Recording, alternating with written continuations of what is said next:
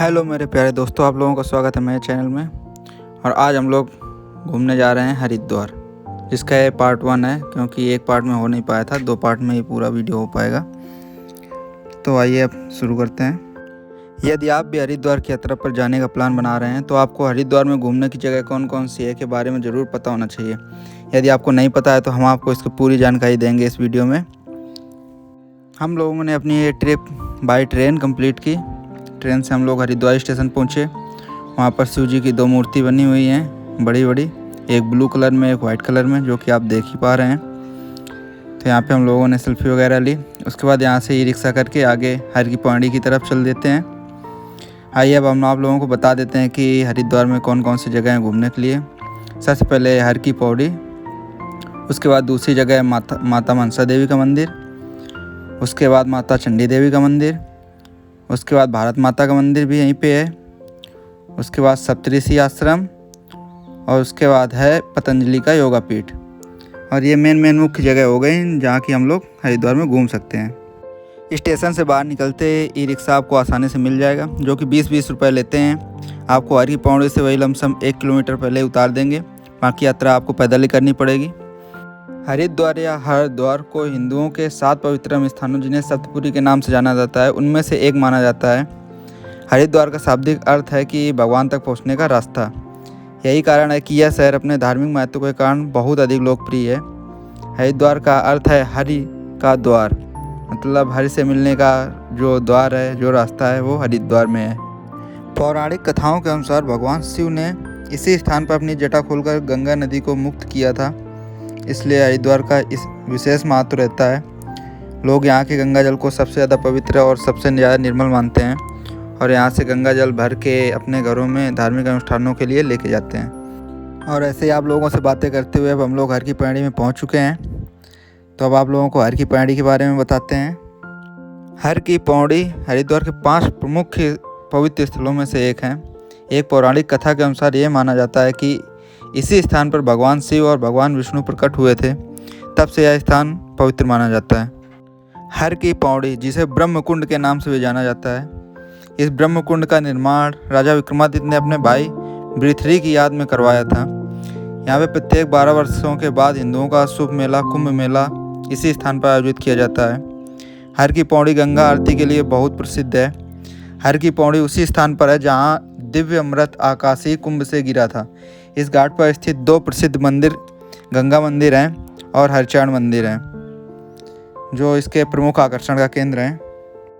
गौमुख से 253 किलोमीटर तक बहने के बाद गंगा नदी पहली बार हरिद्वार में गंगा के मैदान में प्रवेश करती है। इस कारण से ही इसे प्राचीनतम काल में गंगा द्वार नाम से जाना जाता था। यहाँ यह भी माना जाता है कि उज्जैन, नासिक और प्रयागराज के साथ ही हरिद्वार भी उन 4 स्थलों में से एक है जहाँ आकाशीय पक्षी गरुड़ के घड़े से अमृत की बूंदें छलकी थीं।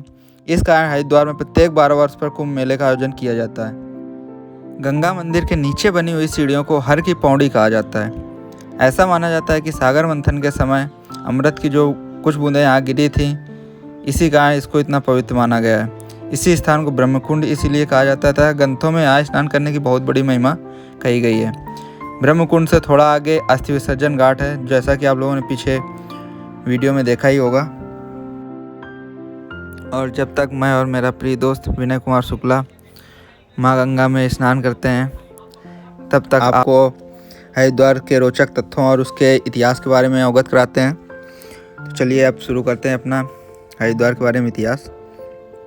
हरिद्वार गढ़वाल क्षेत्र का अति विशिष्ट नगर है, जो कि शिवालिक श्रेणी के बिलावल नीर पर्वतों के मध्य गंगा के दाहिने तट पर स्थित है। यहीं से गंगा मैदान में उतरती है। जिले के रूप में इसका गठन 28 दिसंबर 1988 को किया गया था। 1988 से लेकर राज्य के गठन तक वह सहारनपुर मंडल में था, लेकिन गठन के बाद इसे गढ़वाल मंडल का एक जिला बना दिया गया है। अब आपको इसकी हिस्ट्री बताते हैं हरिद्वार की। अपने संस्कृत साहित्य में तथा पुराने साहित्य में इसे गंगा द्वार, देवताओं का द्वार, तीर्थ स्थलों का प्रवेश द्वार, चारों धामों का द्वार, स्वर्ग द्वार, मायापुरी या माया क्षेत्र के नाम से भी सम्मानित किया गया है। रामायण काल से पूर्व यहाँ कपिल मुनि का आश्रम था, जिसमें सूर्यवंशी राजा सगर के अश्वमेध यज्ञ घोड़े को इंद्र ने चुपके से बांध दिया था। घोड़े को खोजते हुए 60,000 सागर पुत्र आश्रम में पहुंचकर कपिल मुनि को अपशब्द कहते हैं और मुनि के श्राप से भस्म हो जाते हैं। कालांतर में सागर के वंशज भागीरथ ने तपस्या करके पृथ्वी पर गंगा का अवतरण कराया और यहाँ से गंगा को गुजार कर अपने पूर्वजों का उद्धार किया। कपिल मुनि के नाम पर हरिद्वार को कपिला भी कहा गया है। प्राचीन इतिहासकारों के अनुसार इस क्षेत्र का नाम खांडवन के नाम से भी प्रसिद्ध था, जिसमें पांडव अपने अज्ञातवास के दौरान छिपकर रहे थे। सप्त ऋषियों द्वारा इस स्थान पर तप करने के कारण यहाँ गंगा को 7 धाराओं में से होकर गुजरना पड़ा था।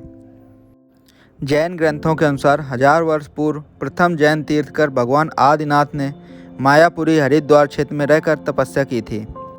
लगभग 2056 वर्ष पूर्व उज्जैन के राजा विक्रमादित्य के बड़े भाई राजा भर्तृहरि ने हरिद्वार के शिवालिक श्रेणी पर तपस्या की और 2 महान ग्रंथों नीति शतक व वैराग्य शतक की रचना की थी। राजा विक्रमादित्य ने भाई की याद में यहाँ गंगा के पार सीढ़ियों का निर्माण कराया था, जिसे एक रात्र हर की पैड़ी कहा जाता था। कालांतर में यही हर की पैड़ी हो गया। विक्रमादित्य ने यहाँ एक भवन भी बनवाया था, जो भग्नावशेषों के रूप में गांठ वाली हवेली के नाम से आज भी हर की पैड़ी के पास में स्थित है। चीनी यात्री वैन सॉन्ग सन 634 में हरिद्वार आया था। उसने इस नगर को मो यू लो तथा गंगा को महाभद्रा कहा। कनिंघम मा यू लो का अर्थ मयूरपुर से लगाते हैं। तो ये थे कुछ हरिद्वार से बारे में रोचक तथ्य, और हम लोगों की यात्रा भी अब हर की पैड़ी में पूरी हो चुकी है। और अब हम लोग यहाँ से हर की पैड़ी से जाएंगे माता मनसा देवी के मंदिर, जो कि यहाँ से बहुत ही नज़दीक में स्थित है।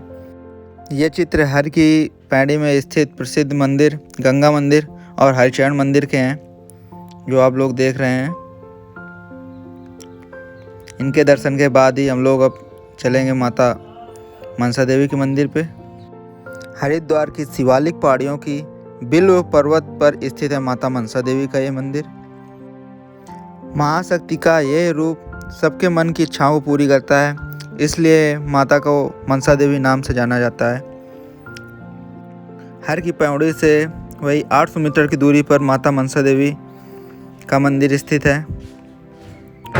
मनसा देवी जाने के 2 रास्ते हैं, एक पैदल यात्रा और दूसरा उड़न खटोले के द्वारा। हम लोगों ने पैदल का रास्ता चुना क्योंकि उड़न खटोले में बहुत ही ज़्यादा भीड़ लगी हुई थी। उड़न खटोले का टिकट 233 रुपये मात्र है। इस टिकट में दोनों देवियों के उड़न खटोले द्वारा दर्शन, उड़न खटोले द्वारा वापसी, मनसा देवी से चंडी देवी ट्रांसपोर्ट शुल्क, चंडी देवी से वापसी का ट्रांसपोर्ट शुल्क सभी कुछ सम्मिलित है। अब हम लोग पहुंच चुके हैं मनसा देवी मंदिर पे, और चलिए अब आप लोगों को माँ मनसा देवी की कहानी बताते हैं। माँ मनसा देवी कश्यप ऋषि की पुत्री थी। ऋषि के मन से पैदा होने के कारण वो मनसा देवी के नाम से प्रसिद्ध हुई। मनसा का अर्थ होता है इच्छा, अतएव मनसा उस देवी का नाम है जो सबकी इच्छाएं पूरी करती है। शिवालिक पर्वत पर स्थित मनसा देवी अत्यंत प्राचीन और प्रसिद्ध सिद्ध पीठों में से एक है। मनसा देवी मंदिर में एक मूर्ति के 5 मुख और 10 भुजाएं हैं, जबकि दूसरी मूर्ति की 18 भुजाएं एवं 1 मुख है। माँ मनसा देवी हजारों वर्षों से अपने भक्तों की मनोकामनाएं पूरी कर रही हैं। भक्त अपनी इच्छा का प्रतीक एक धागा, जिसे मौली कहा जाता है, मंदिर के निकट एक पवित्र पेड़ की शाखाओं में बांध देते हैं और इच्छा पूर्ति के उपरांत उसी धागे को खोलने हेतु माँ मनसा देवी के दर्शनों के लिए पुनः आते हैं। मनसा देवी का मंदिर उत्तर भारत में सबसे अधिक प्रसिद्ध मंदिरों में से एक है। मनसा देवी नाग वास्तु की पत्नी थी और मंदिर की देवी मनसा का घर माना जाता है। माता का यह मंदिर जमीन से 178 मीटर की ऊंचाई पर स्थित है, इसलिए निचले स्टेशन से केबल कार या रोपवे द्वारा मंदिर तक सामान पहुंचाया जाता है, या भक्तगण पैदल भी आ सकते हैं। पैदल भी अपने सेल्फ व्हीकल से भी आ सकते हैं, क्योंकि सीढ़ियाँ नहीं बनी हुई हैं। ऐसा रास्ता है जिसमें कि व्हीकल घुमाते हुए आ सकते हैं। और अब आप लोग भी माता का लाइव दर्शन कीजिए।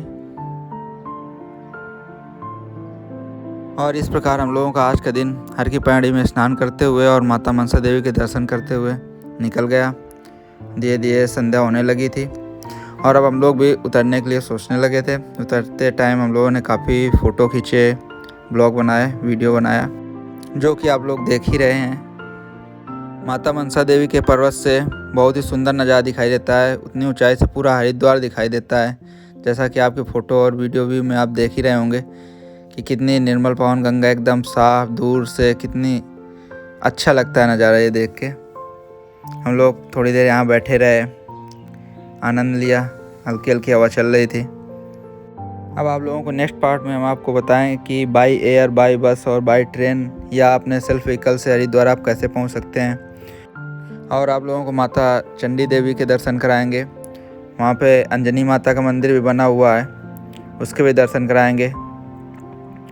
और यहाँ पे जो घूमने वाली जगह हैं सबके बारे में बताएंगे। 2 दिन का टाइम लेके अगर आप आ रहे हैं तो बड़ी आसानी से हरिद्वार को बहुत अच्छे से घूम सकते हैं। बाकी यहाँ रुकने के लिए बहुत ढेर सारी धर्मशालाएँ, होटल वगैरह सब कुछ यहाँ पे है। शाम को खाने पीने के लिए अच्छे ढाबे, रेस्टोरेंट सब कुछ यहाँ अवेलेबल रहता है। जैसा कि हमने आपको बताया था कि यहाँ की गंगा आरती का बहुत ही प्रसिद्ध है, तो अगले दिन हम लोगों ने शाम की संध्या गंगा आरती को लाइव किया और वो भी आप लोगों को दिखाएंगे। तो इसलिए आप बने रहिए हम लोगों के साथ। इसके नेक्स्ट पार्ट के आने का वेट करिए, कुछ ही दिनों में नेक्स्ट पार्ट भी अपलोड कर दिया जाएगा। हम लोगों ने वहाँ ये मूर्ति खरीदी थी और शाम होते टाइम गंगा जी का भी कुछ ऐसा हो जाता है। गंगा किनारे काफ़ी देर बैठे रहे। यहाँ पे गंगा जी की धारा काफ़ी तेज़ रहती है वैसे। फिर उसके बाद हम लोगों ने भी रूम लिया, खाना खाया, एक होटल में गए और सो गए। अगले दिन काफ़ी देरी से उठे थे। वो सब हम आप लोगों को नेक्स्ट ब्लॉग में बताएंगे। अभी के लिए सीताराम। आप भी एक बार ज़रूर घूमने आइए हरिद्वार।